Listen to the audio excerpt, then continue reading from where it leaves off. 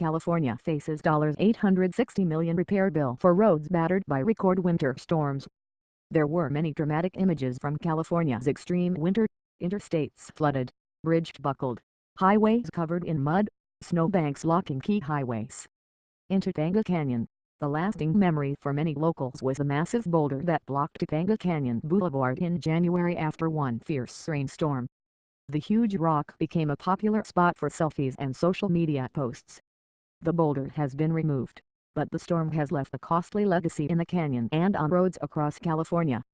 Officials estimate it will cost more than $860 million to repair the state's roads, bridges and highways damaged from this winter's storms. The combination of snow-heavy storms flowing south from the Alaska Gulf and atmospheric rivers moving east from the tropical Pacific in recent months produced some of the wettest conditions California has seen in generations and finally vanquished the drought. But it left many roads in bad shape. "I can't tell you that it was a momentous series of storms that drenched our region," said Michael Cuomo, spokesman for Caltrans District 7, which includes Los Angeles and Ventura counties. In Los Angeles County alone, emergency and permanent repair costs for all the damage will cost more than $55 million, according to a Caltrans preliminary damage assessment. Nearly half that cost will be toward one project on Highway 27, also known as Topanga Canyon Boulevard. During a weekend in January, a wave of massive boulders and rain-soaked mud crashed onto two sections of the road about a mile apart, forcing a 3.5-mile closure of the winding path through the Santa Monica Mountains between Pacific Coast Highway and Grand View Drive. "Everything came down," Cuomo said. Approximately 2,100 cubic yards of earth, rock and debris were scattered across the road. It took heavy-duty haulers more than 200 trips over several weeks to clear it. "It was a major impact on the community," Cuomo said.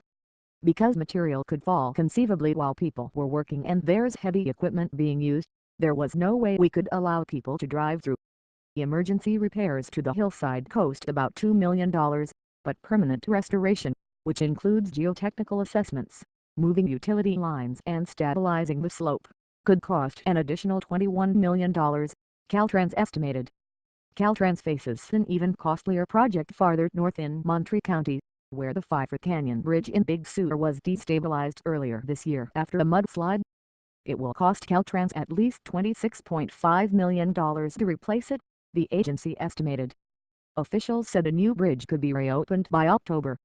The most expensive job, however, goes to Caltrans District 4 in Santa Clara County, where a 200-foot-long section of Highway 35 slid downhill more than 50 feet. A permanent rebuild of the highway and stabilization of the hillside is estimated to cost more than $29.5 million. Of Caltrans' dozen districts, repair work in District 3 in Northern California is expected to cost the most overall, the assessment shows. The district, which includes Sacramento, Hilo, Yuba and Butte counties, experienced repeated floods in January and February as multiple rivers were overwhelmed with powerful storms. Repairs there are estimated to cost more than $360 million, the Caltrans assessment shows.